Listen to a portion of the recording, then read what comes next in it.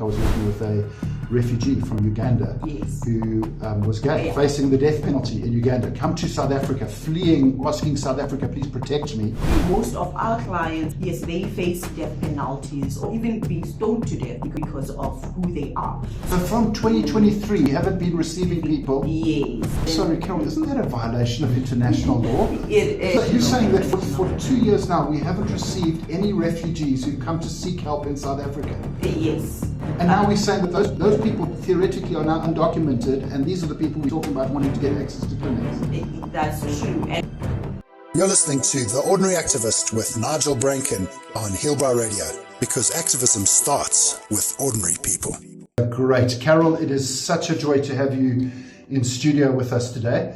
As I mentioned, I'm really excited about having Carol in studio. She is in the Refugee and Migrant Rights Program at Lawyers for Human Rights. So if you're a migrant and listening, this is the person that you might want to have a question for. So please do WhatsApp us your comments, give us your thoughts, and we'll be in touch.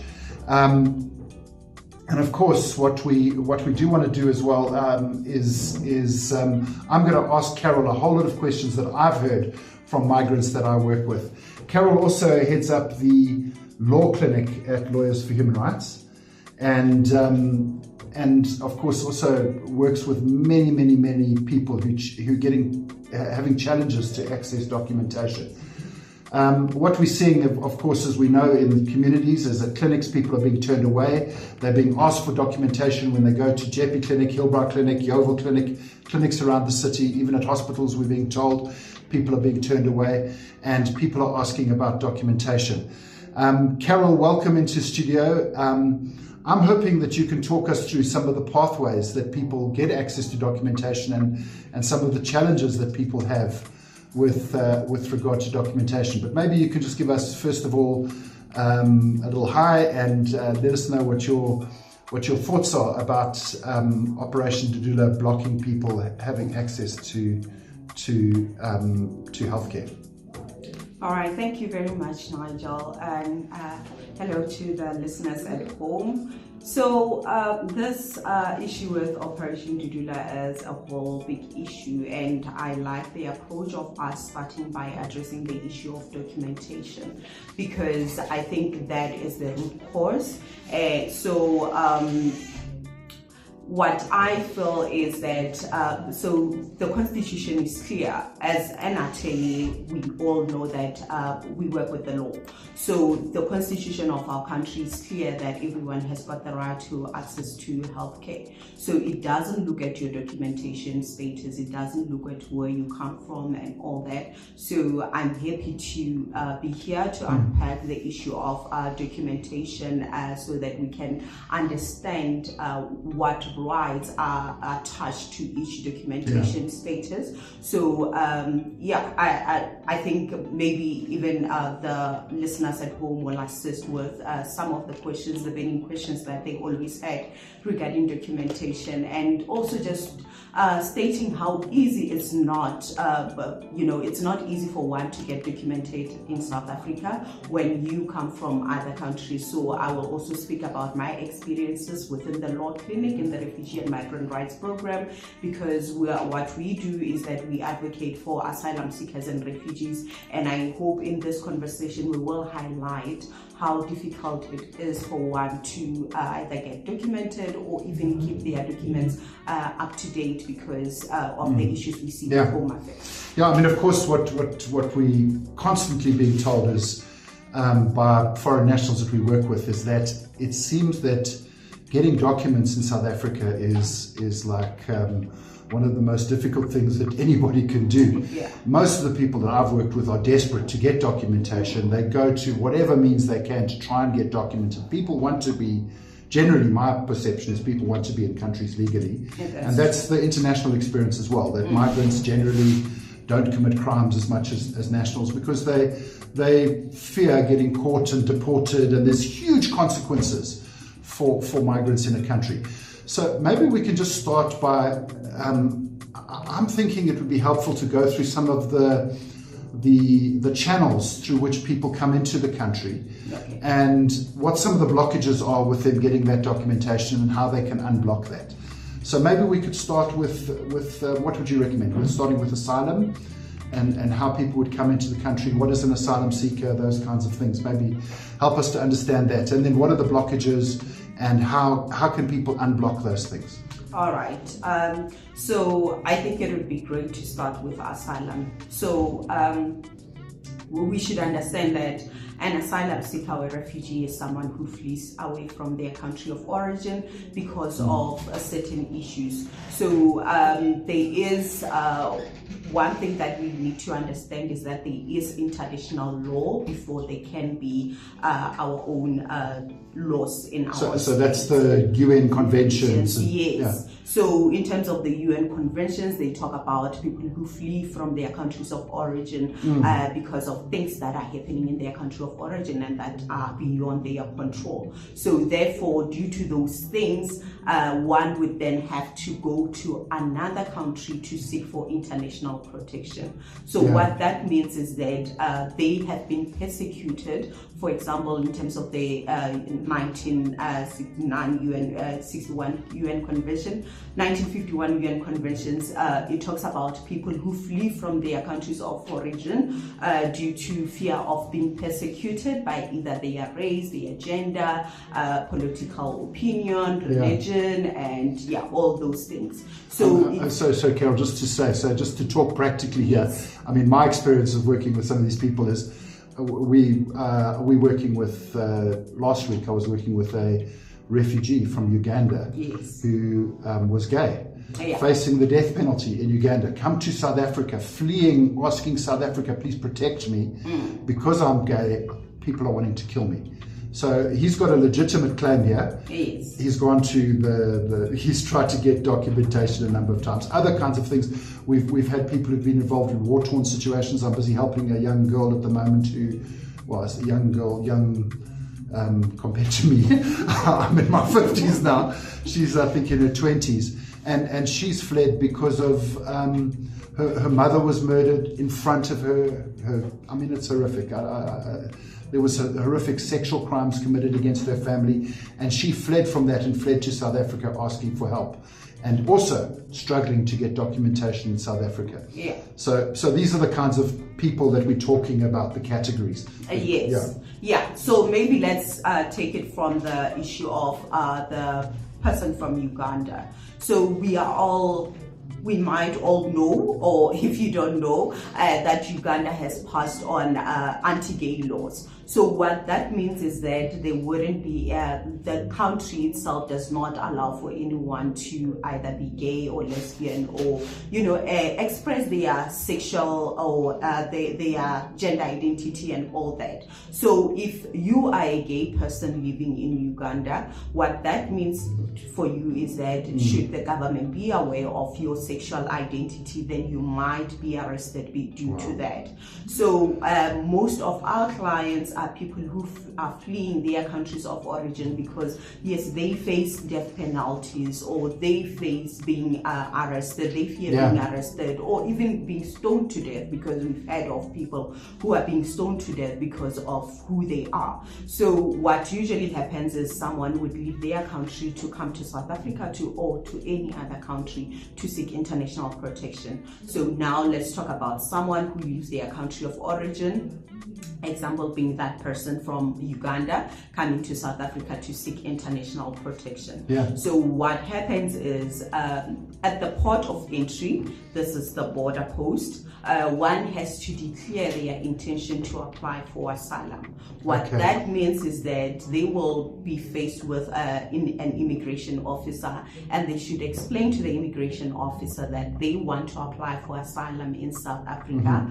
They would be given a transit visa that is usually valid for 5 days for them to travel from the port of entry to any refugee Refugee Reception Office for them to apply for this for asylum. Wow. So So Refugee Reception Offices, there's one Desmond Tutu Centre, which is in Pretoria, that yes. many of our people go to. Yes, there's one in Cape Town, one in Messina, one in Port Elizabeth, and one in Durban. So we in the links below, we're going to put onto the show links below afterwards where you can go to apply for asylum, where these refugee reception referral offices are. They're called RROs, eh? RROs, yes. So then what happens, so this is now, they've gone through, they've got their transit visa, they then go to the RRO. What is then supposed to happen? So, and one thing that we should also note is that sometimes we have people who go, when they enter the border, they request for the transit visa. They say that, declare their intention for applying for asylum, but they are not issued with that transit visa. So that's where the issue, the problem starts. Sometimes we have people who have been persecuted by the government in their country, and due to that, they are even afraid of approaching any person with uniform because they feel that they are in danger. So, but that does not state that that person does not want international protection. They need international protection, but however, because of the traumas that they have faced before, they are unable to approach someone to say, can you please protect me, because they see any government official as someone who would then, either persecute them or take advantage, or, whatever it is. So what does somebody do at the border if they're not being given a transit visa? Yeah, so it's not so clear, because we have clients who would come to us and say that I tried explaining to these people that I want to apply for asylum and I wasn't issued with any form of documentation. And sometimes you are told instead of the transit visa, they stamped their they stamped their passport with a visitor's visa.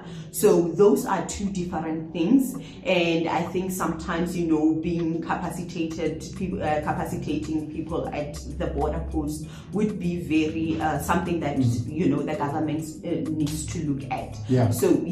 So once we are clear with that, so once one has been issued with this transit visa, or they were able to enter South Africa, then that's when they can approach any of the 5 refugee reception offices that we spoke about to apply for asylum. So an asylum seeker basically is someone who's still in the process of being recognized as a refugee. The ultimate goal is to be formally recognized, to be issued with a certificate, a permit to say that you are formally recognized as a refugee. So usually when you apply for asylum, when you go to the refugee reception office, you'd be asked for your claim, simply meaning why did you come to South Africa and why can't you return back to your country of origin. So this is asked by the refugee status determination officer. So this person, there are a whole lot of issues with that, but maybe today we are not here to deal with that. So after that interview, one would be issued with a document stating whether they qualify for asylum or they are rejected.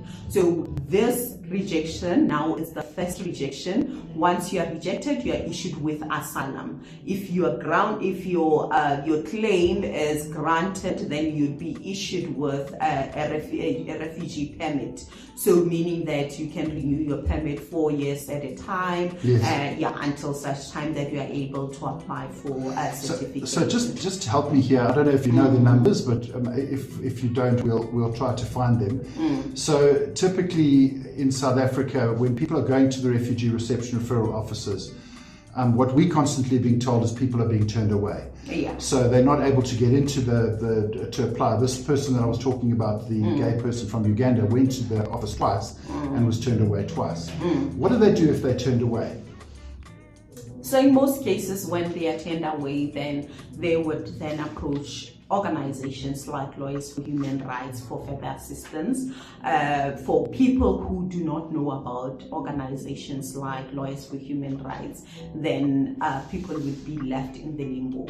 And I think while we are still talking about that, it's also important for us to at least touch a bit on the Scala-Brini case that was issued sometime last year, which spoke about people who come into the country without they were not either issued with that transit visa or they don't have a valid passport and all that. So the Refugee Reception Office since 2023 was not receiving those people. Wow. So from 2023, you haven't been receiving people? Yes. At our office? Yes. So once that happens... Sorry, Carol, isn't that a violation of international law? It is. Isn't that a violation of our laws? It is a violation. So you're saying that for 2 years now, we haven't received any refugees who've come to seek help in South Africa? Yes. And now we're saying that those people theoretically are now undocumented, and these are the people we're talking about wanting to get access to clinics. That's true. And most of those people are lining up at Home Affairs almost on a daily basis, trying to get themselves documented. So this is a crisis created by our own government, not by people not wanting to get documented. Yeah, that's true. Okay, sorry, coming back to you about the Scalabrini case. Yes, the Scalabrini case. So that is what it wanted to address. It wanted to address the issue of people not being received at Home Affairs, to say that, as one of the international principles is that there's a right of admission, so the country should be able to admit anyone who wants to apply for asylum. And also there's the biggest principle that we look at in international protection, which is the principle of non-refoulement, meaning that no one should be turned away back to the country where they would face further harm or further persecution. So when Home Affairs was not receiving those clients, what it meant is that people would now be refoulement, will now be, have to go back to their countries of origin because they cannot get any form of documentation in the country. So we want, this case was trying to address that. At least Home Affairs should the first thing is to admit the people, go through the claims, and because what we were trying to tackle was basically the issue of good cause. So they were subjected to something called a good cause interview. So good cause. Yes, good cause interview. So you have to show good cause as to why you do not have a transit visa, or why you do not have a passport in place, or have a passport with a visa. So this now means that some of those principles that I spoke about are not being adhered to, because now one would have to, before they can even state their asylum claim, they have to now respond to many other things. So meaning that if you don't show good cause, then you are prohibited from applying for asylum. So good cause. And we've got a lot of, this is where most of the people that I'm working with are stuck. Yeah. Because they've gone to apply, so they're going to have affidavits, for example, saying that, I've gone to apply, here's the proof of my Uber trip to, or here's an affidavit that I actually went on this date and this date and this date. Often they gave email addresses. This is a copy of the email that I sent trying to apply. Then my visa expired, and then I was threatened with arrest at the center, so I didn't know what to do. Then I approached Lawyers for Human Rights. Lawyers for Human Rights then said we should wait until the end of the Scalabrini judgment. And now I'm sitting in this situation. My visa's expired. I'm undocumented and I haven't been able to submit the claim. That's the kind of case they would put together to say, this is now just cause. Yeah. And they then go present that, and then they make a decision as to whether or not that's just. Do they make that immediately at the RRO center? No, they don't. They don't. We've seen people still struggling to date with that. And as much as the Scalabrini judgment was successful and the court declared, the Western Cape High Court declared that this practice as unconstitutional, then we now have to, we are busy with applying for the Constitutional Court to declare those sections within the Refugee Act to be declared unconstitutional. So while we wait, then there are these people who are in the limbo, who are still unable to access documentation. So that's where... let me ask this question. So now I have gone there and I'm sitting in this limbo situation. I don't have documentation. I've gone to Lawyers for Human Rights. I've got an affidavit that I carry with me that says I certify that I've done this. I'm really doing everything I can to apply for documentation. I've got proof that I've emailed them, and now I get arrested. What do I do? So now I'm walking down the street and a policeman comes to me and says, where's your documentation? So I'm trying to apply for refugee status. Here's an affidavit. Here's my proof that I've tried to apply. Are the police then able to arrest you? Is it lawful for you to be arrested, firstly? And then secondly, what do you do if you are arrested? Because whether it's lawful to be arrested or not, we know in South Africa, many people are just being arrested anyway. So maybe you can just help us with that. Yeah, so I think what we struggle with is the miscommunication or the lack of communication between different government departments. So usually when one is in that state, the police will be like, we are doing our job, we don't want to hear anything, all we need is a permit, and if you can't show us that, then you will be arrested. So the police, I can say they are within their right to do that, because what they are looking for is a form of documentation. So, but how we are trying to address that is that Lawyers for Human Rights has a hotline that we are running. We will leave the numbers before the issue ends, whereby anyone who's arrested for documentation purposes, especially people who are refugees and asylum seekers, can contact that hotline, and we will be able to assist. And this hotline is for the whole country, it's not really limited. Yeah, let me just give that out now. This is a WhatsApp number that you can go to. It's 081 716 8791. That's 081 716 8791. That's a WhatsApp line. If somebody is, this is a line for immigration detention. Somebody is arrested because they don't have documentation, or because of some of these reasons, they're trying to apply, they can't get it. You need a lawyer, you need legal advice. That's a hotline you can call, and that's 24/7. They can call that number. There's always somebody manning it. Unfortunately, I also want to say, there's a lot of people that are in this predicament, so it's not always clear as to how much help people can get. And the more government is doing raids and stuff, the more difficult it is to assist people. So they can call the hotline. So that's the first thing they can do once they're arrested. So once they're arrested, they can call the hotline. But maybe now moving forward, in terms of the rights attached to this. So as an asylum seeker or as a refugee, because you don't want anything to do with your country of origin, so one is entitled to more or less the same rights that a South African would get. So like your access to healthcare, your access to education, your access to banking, to work. An asylum seeker cannot get social assistance in South Africa. Maybe they're 370, they are entitled to that, but you can't get social assistance. But as a refugee in the country, you are entitled to receive social assistance and many other services in South Africa. Carol, we've unfortunately run out of time, and I think it's going to be absolutely essential that we get you back into studio and maybe do a whole show with you and look at the different categories of pathways, because I think that's important. But I think today we've pretty much covered the refugee pathway. And what you can see, first of all, is that refugees in South Africa have got a legitimate right to come into the country. And when they've got that legitimate right to come to the country, they've got a legitimate right to access healthcare. I'd like to now play an interview that I did with Kanisa Mapipe from Section 27.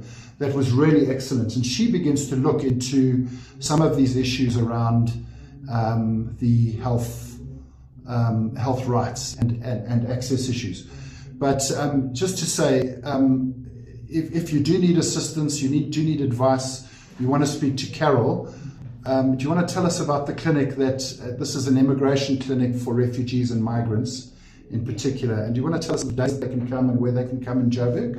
Yes, so we are based in Braamfontein, at the South Point building. We consult with clients on Mondays and Tuesdays from 8 o'clock until 12 o'clock. So we primarily assist refugees and asylum seekers with issues of documentation and accessing other services. We also have limited capacity when it comes to to migrants, but when you have issues regarding either your work permit or any other visas, you can visit us for legal advice. Thank you so much, Carol. So that's where you can go for assistance.